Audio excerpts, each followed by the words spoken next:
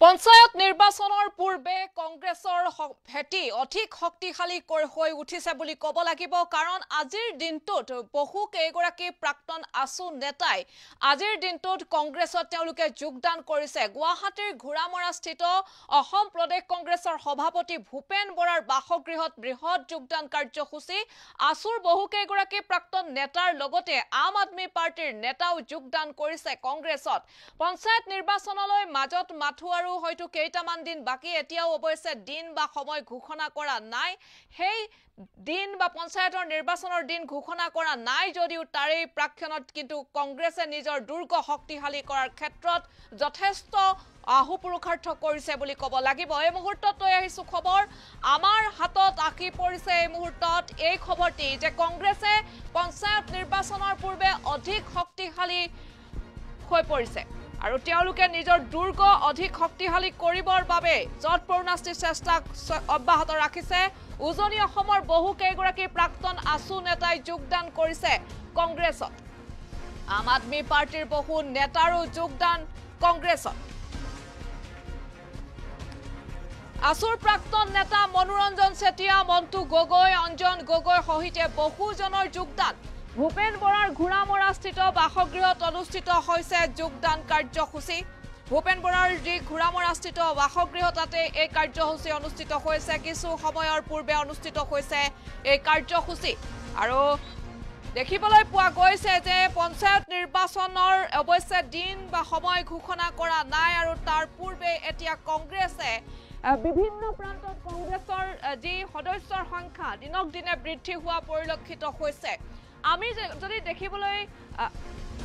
এই মুহূৰ্তত আমি যদি চাওঁ কিছু পূৰ্বৰ আৰু কিছুদিনৰ পূৰ্বৰ একাংশ কিছু তথ্য বা বাতৰিৰ জৰিয়তে আমি যদি চাওঁ দেখিবলৈ পাওঁ যে কংগ্ৰেছৰ দিনক দিনে সদস্যৰ সংখ্যা কিছু বৃদ্ধি পাইছে আৰু বৃদ্ধি পাইছে বুলি কোৱাৰ পাছত ছ'চিয়েল মিডিয়া যিহেতুকে এইটো অধিক চৰ্চিত হৈছে অধিকভাৱে বৃদ্ধি পাইছে আৰু চৰ্চিত হৈছে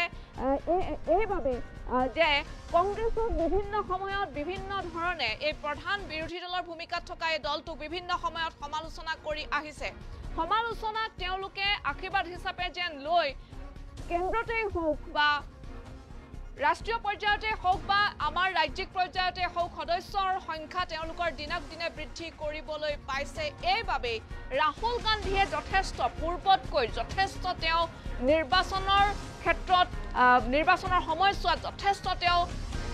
এক্টিভ মুডত তেওঁক দেখিবলৈ পোৱা গৈছে বিভিন্ন হৈ যোৱা নিৰ্বাচনসমূহৰ সময়ত আৰু সাধাৰণ জনতাৰ মাজলৈ তেওঁ সোমাই যোৱাৰ চেষ্টা অব্যাহত ৰাখিছে কংগ্ৰেছৰ যি জ্যেষ্ঠ নেতা বা যুৱৰাজ ৰাহুল গান্ধীৰ যি ভাৰত জোড়ো কাৰ্যসূচী আৰু সেই কাৰ্যসূচীৰে যথেষ্ট এটা ইতিবাচক প্ৰভাৱ পেলালে কংগ্ৰেছৰ ক্ষেত্ৰত এনে ধৰণৰ বিভিন্ন খবৰ চৰ্চিত হৈছে সামাজিক মাধ্যমত আৰু তাৰ পাছত দেখিবলৈ পোৱা গৈছে এতিয়া ৰাজ্য আমাৰ ৰাজ্যৰ লগতে ৰাষ্ট্ৰৰ ক্ষমা কৰিব ৰাষ্ট্ৰীয় পৰ্যায়তো বহুজনে কংগ্ৰেছত যোগদান কৰিছে এইবাৰ কংগ্ৰেছত যোগদান কৰিছে বহু কেইগৰাকী প্ৰাক্তন আসু নেতাই আৰু আম আদমি পাৰ্টিৰ নেতাই আসুৰ প্ৰাক্তন নেতা ধেমাজি জিলাৰ আসুৰ প্ৰাক্তন উপসভাপতি মনোৰঞ্জন চেতিয়া মন্টু গগৈ তেওঁ প্ৰাক্তন জিলা কাৰ্যনিৰ্বাহক অঞ্জন গগৈ তেওঁ জিলা সাংগঠনিক সম্পাদক শ্ৰীপানী আঞ্চলিক ছাত্ৰ সন্থাৰ কেইবাগৰাকীও প্ৰাক্তন সভাপতি আৰু লগতে সেই জিলাখনৰ কেইবাগৰাকীও উদীয়মান যুৱকে কংগ্ৰেছৰ প্ৰতি আকৰ্ষিত হৈ আজি যোগদান কৰিছে এই সকলৰ মাজত আম আদমি পাৰ্টিৰ প্ৰায় 20 গৰাকীয়ে যোগদান কৰিছে কংগ্ৰেছত আৰু এই মুহূৰ্তত আমি আমাৰ হাতত আকি পৰা ভূপেন বৰাৰ প্ৰদেশ কংগ্ৰেছৰ সভাপতি ভূপেন বৰাৰ সেই মন্তব্যটো আপোনালোকক শুনাম আমাৰ অফিচত ষ্টাফ নাহে আৰু আমাৰ এতিয়া ৰাভা সংঘৰ 12টা বজাৰ পৰাই কেম্পেইনিং আছিলে জয়নিং তেওঁলোকে আজিয়ে কৰিব বিচাৰিছে কাৰণ বহুত দূৰৰ পৰা আহিছে দেখিছে ধেমাজিৰ পৰা আহিছে ডিব্ৰুগড়ৰ পৰা আহিছে আসু আৰু আম আদমি পাৰ্টিৰ কেইবাজনো যুৱ নেতা আৰু কৰ্মী আমি তেওঁলোকক কংগ্ৰেছ দললৈ আদৰণি জনাইছো আৰু আমাৰ কাৰণে এইটো শুভ দিন বুলি ভাবিছো যে পঞ্চায়ত নিৰ্বাচন মুখ্যমন্ত্ৰীয়ে যদিও বিভিন্ন চক্ৰান্ত কৰি আছে হ'বগে বুলি ভাবিছো আৰু যদি কেনেবাকে 5 এপ্ৰিলৰ আগত ঘোষণা নকৰে আমি 6 এপ্ৰিলত গুৱাহাটী উচ্চ ন্যায়ালয়ত যাবৰ কাৰণে ইতিমধ্যে প্ৰস্তুতি চলাই আছো। গতিকে পঞ্চায়ত নিৰ্বাচনৰ প্ৰাক মুহূৰ্তত ৰাভা হাছং ইলেকশ্যন চলি থাকোঁতে অসমৰ উদীয়মান যুৱকসকল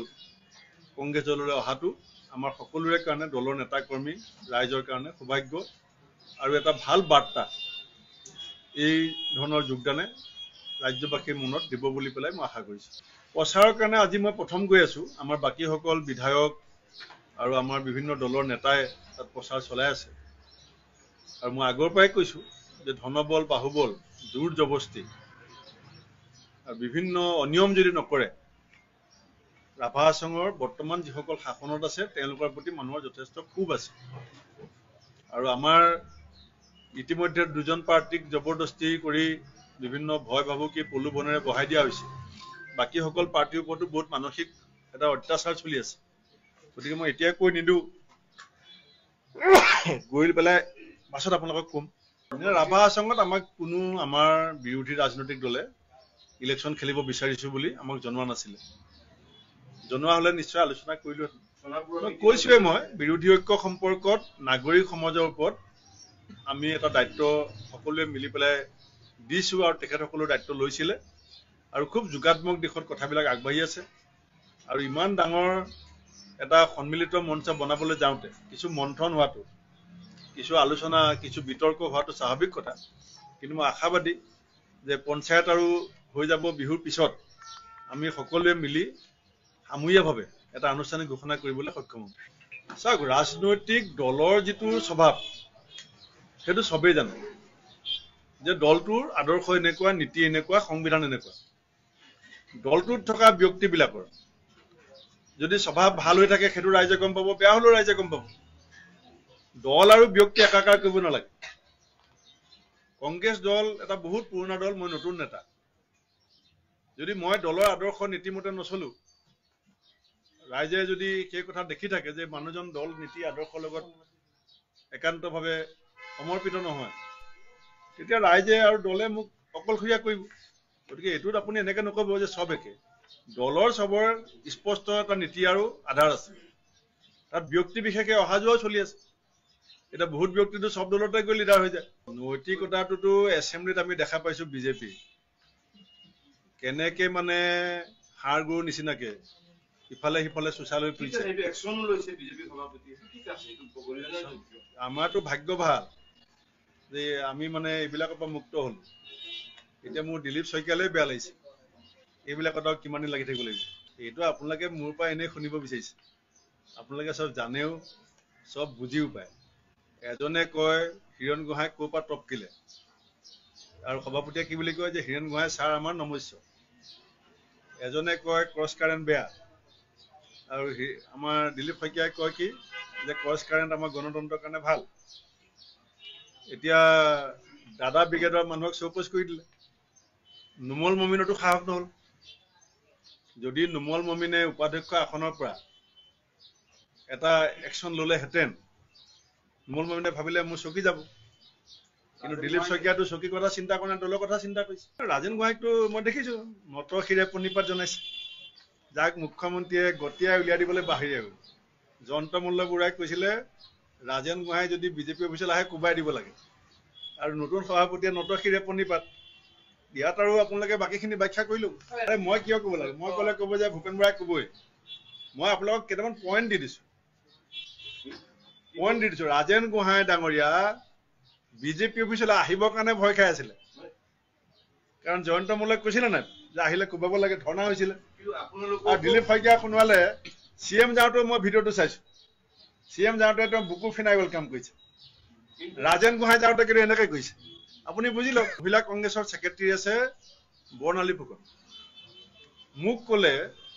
যে গৰ্গ নে কি এটা AI আহিছে, কি নাম গ্ৰক। মোক ক'লে যে ছাৰ গ্ৰকটো আপুনি এপ্লাই কৰিব, তাত যি প্ৰশ্ন সোধে তাকে পাব। মোৰ গাড়ীত গৈ আছে, পৰহি কথা। এতিয়া মই ক'লো তুমি তাত সোধা গ্ৰকত যে অসমৰ আটাইতকৈ কাৰাপশ্যন মানুহজন কোন। মই এটা স্ক্ৰীনশ্বট দি দিম। গ্ৰকে কৈছে এয়াই যে হিমন্ত বিশ্ব শৰ্মাক অসমত সকলোৱে আটাইতকৈ বেছি কাৰাপশ্যন বুলি দুৰ্নীতিগ্ৰস্ত বুলি ভাবে আৰু 5টামান উদাহৰণ দিছে লুইচ বাৰ্জাৰ চাৰ্লছ ব্ৰক এয়াই আহি গ'ল এতিয়া আমি কি ক'ব লাগে এতিয়া হৰেণ মহন্তৰ নামো আহিব এয়াত এতিয়া যদি আপুনি ব্ৰকক সুধি চাওক যে কয়লা চিণ্ডিকেটৰ পইচা জাগিৰোডৰ মন্ত্ৰীক হ'লে কা থৈ দি যায়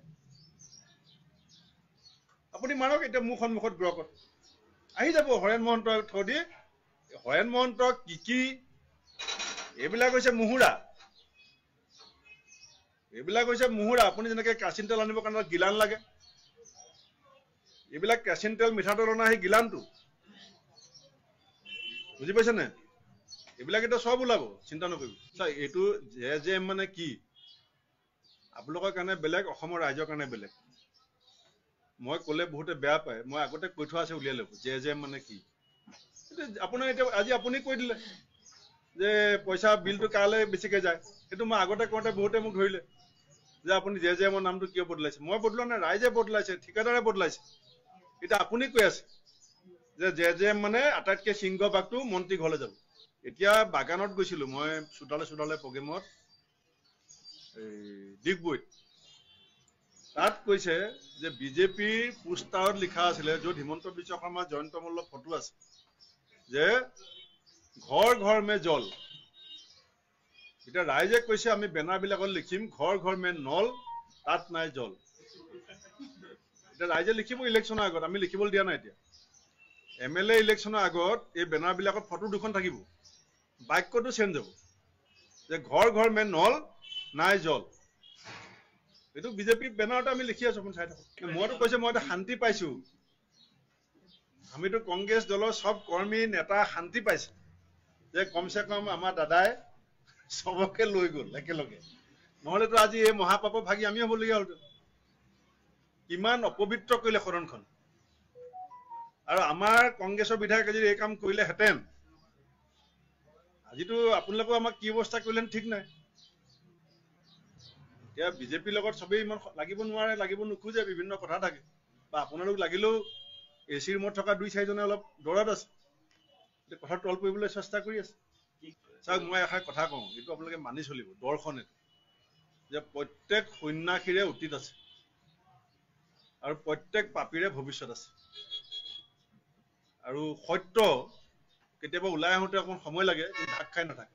এই পাপীজন কোন সব ওলাব মই যদি কিবা বেয়া কাম কৰিছো এইটো ঢাকি ৰাখিব নোৱাৰে এটা সময়লৈকে ঢাকি ৰাখিব পাৰিব এক নম্বৰটো জানে আটাইতকৈ মোষ্ট কাৰাপ্ট মানুহজন কোন অসমৰ আপোনালোকক এটা কাহিনী কওঁ এইটো কাহিনী নহয় সত্য কথা মুখ্যমন্ত্ৰীৰ টাৰ্গেটটোৱে হৈছে এটা পেৰেলেল ইকনমি কথাটো বুজি ল'ব এই কথাবিলাক মই ক'লে আপোনালোকে এইটো কভাৰেজ দিব নোৱাৰে কিন্তু কথাটোতো বুজি ল'ব পাৰে হিমন্ত বিশ্ব শৰ্মাৰ এতিয়া ৰাজনৈতিক মূল লক্ষ্যটো হৈছে সমান্তৰাল এটা অৰ্থনৈতিক ব্যৱস্থা মানে অসম চৰকাৰৰ যিমান টকা তেওঁৰো সিমান টকা হ'ব লাগিব চৰকাৰী শিক্ষানুষ্ঠান যদি চলি থাকে তেওঁলোকৰ প্ৰাইভেট স্কুলবিলাক কেনেকৈ চলিব মানুহে যাতে ল'ৰা ছোৱালী চৰকাৰী শিক্ষানুষ্ঠান চলাবলৈ যাবলৈ পঠাবলৈ ভয় খায় এটা ব্যাপক কিবা এটা কৰিব লাগিব অভ্যুত্থান এতিয়া পুখুৰীত যদি মানে এতিয়া যিটো হ'ল ফিচাৰীত